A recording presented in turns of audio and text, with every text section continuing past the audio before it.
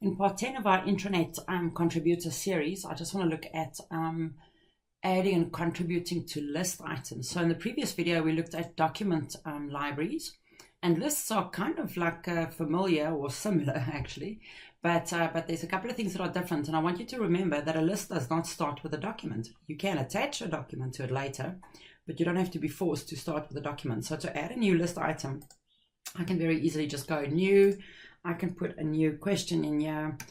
Why is Tracy's hair so pink? And then you'll see there's answers there. Because this is multiple lines of text, I'll just go to the edit button, and then I can actually edit this because it's rich text editing, and that's why it opens up the edit box.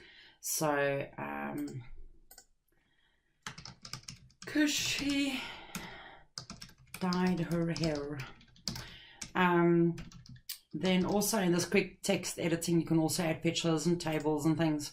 I prefer not doing that. I prefer leaving plain text and then linking to other things. You can set this to a department as well, and that's where you can add attachments as well. So definitely to just think about that.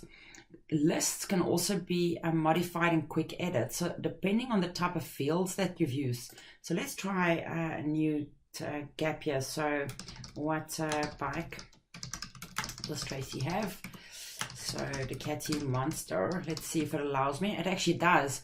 This must be quite new, because we used to struggle with multiple lines of text in quick edit. So that's pretty cool, is that it allows us now to do that. So and then of course you can just edit quick edit again. So also covered in our part 4 was how do I delete items. I can just select and delete the items, and I can go to recycle bin and actually restore items there. Then your list apps in SharePoint also has managing alerts and things. Let's just have a look and see what that version history is there. So that gives me the version history straight on the specific item. You can also find the properties there. So flow, version history, alert me, and there's more for workflow, compliance details, etc. So, and to open the item, of course. So that's the normal list items that you can see here. And of course, I can put filters in at the top, as well as I would with libraries, and say only show me marketing's items, etc.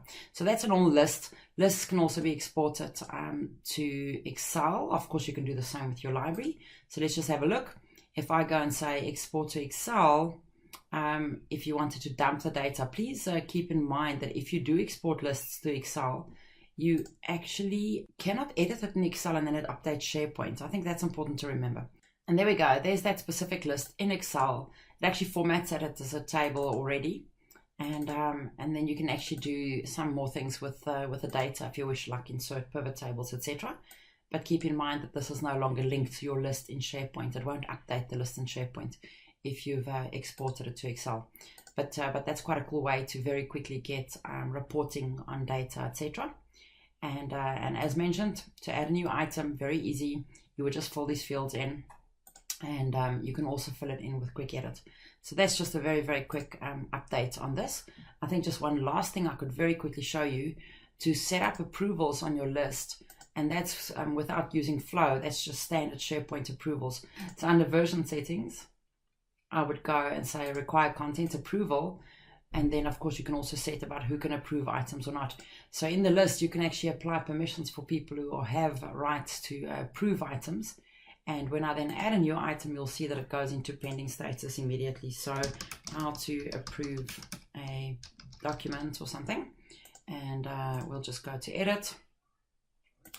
So click on the drop down and select approve. And then of course I can select departments and things as well.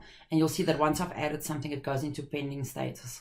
So the people who has the correct permissions can then go to more, and they can actually approve or reject an item and say, this is actually not true. Not true. Please load it again. So you can actually reject it that way. So that's standard out of the box approvals on your lists, and how to add and edit, update, and to use quick edits as well. We'll chat soon.